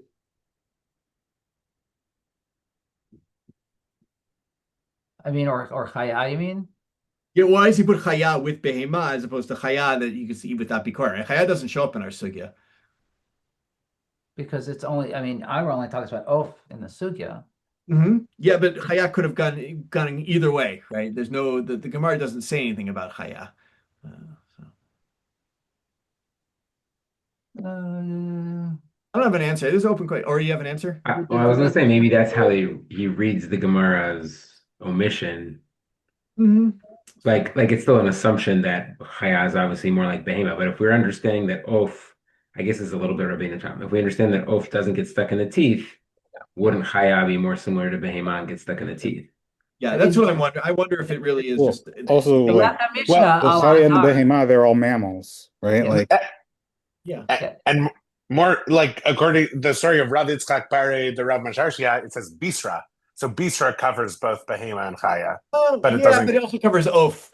Kola Basar is the beginning of the chapter that So it's You know, So the Lechem Mishnah right there, he said, if you permit me, V'im Tamar Mashna Chaya Me'ov Haya Nami Midrabanan Diktiv Rabbeinu Lamala Kvar Teretz Haran Zal Mishum de Bisra Dame Labasar Behema, so that the meat looks the same. So it sounds like there's like almost a Mari Ayin type of thing here, right? But it's interesting what he means that they are right. Dame. The Radbaz, I think, thinks it's a Metzios question. It's kind of like Rabbeinu Tam, if I remember correctly, right? It's like that Oaf doesn't stick in the way that Basar and Chayas that Behemah, like I did it, Behemah and Chayas stick. Okay, so all right, let's do Kafchet in the Rambam.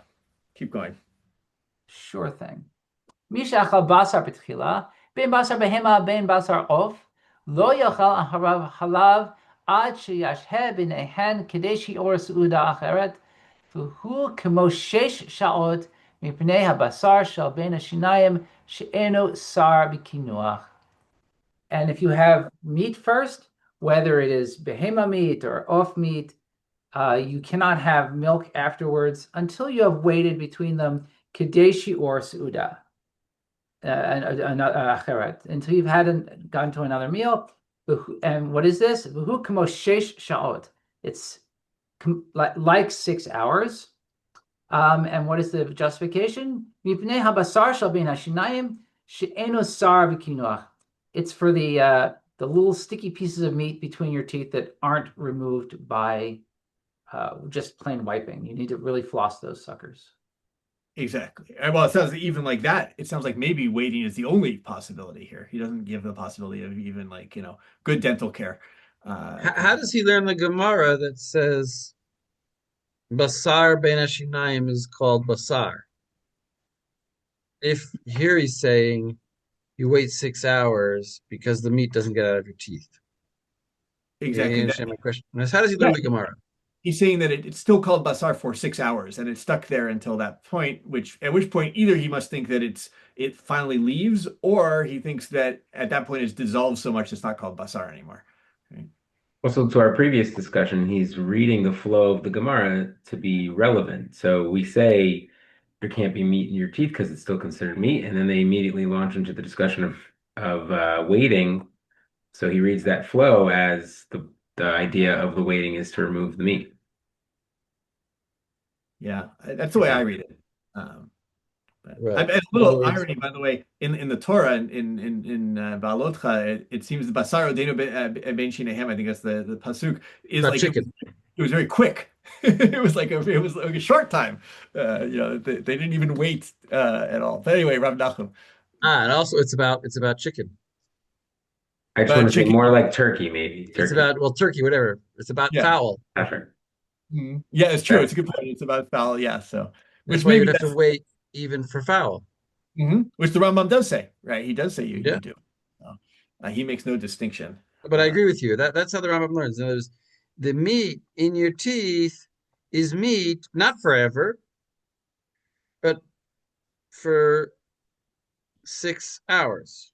And it's not sar because if you would eat let's say apples and then most of the meat would get out of your mouth, and theoretically, according to the Rambam, if the meat would be able to get out of your teeth, then theoretically you eat the apples, you will be able to eat right away cheese. It's just that unfortunately apples don't work. Kinuach doesn't work with meat. It works with cheese. Cheese doesn't get stuck in between your teeth, and so apple will work. But cheese, but an apple won't work for meat. Yeah. So and therefore the meat will stay in your teeth. But if you wait 6 hours, then it's not called meat anymore.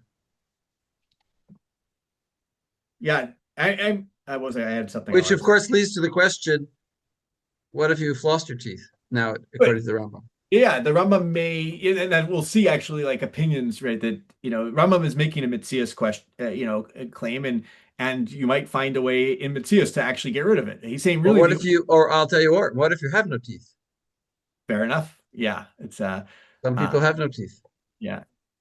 I mean, at the end of the day, the Rambam is saying what is the wait time? What is the wait between meat and milk, or meat, or vice versa? It's about um, whether or not the previous thing is still stuck in your mouth. And I think, right, he says, I think that it's possible to take oaf doesn't stick, not oaf, cheese two oaf, there's cheese two oaf that he thinks doesn't stick, but uh, that cheese doesn't stick in your mouth that much. You can clean it out, but going the other direction, it sticks in your mouth, and therefore you can't clean it out. So you just gotta wait. That's I just want to make one more yeah proviso, which is that, of course, the halacha, the concept of law is that you can't make everybody makes his own exception. You can't say, well, the traffic, I don't have to wait for traffic lights or whatever. The law is supposed to be universal.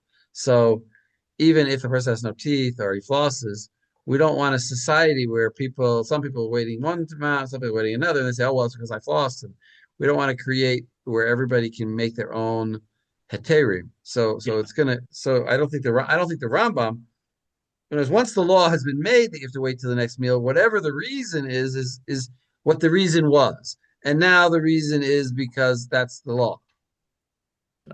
Yes. The reason for instituting a law may not be the same reason for keeping the law after once it's been instituted.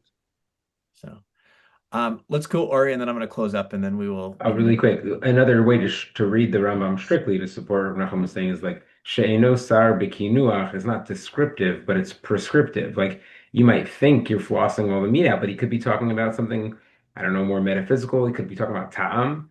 Maybe ta'am is in my teeth, and even if I see no pieces of teeth, and it does take 6 hours to process. We're going to talk about Mashach Tamo, right?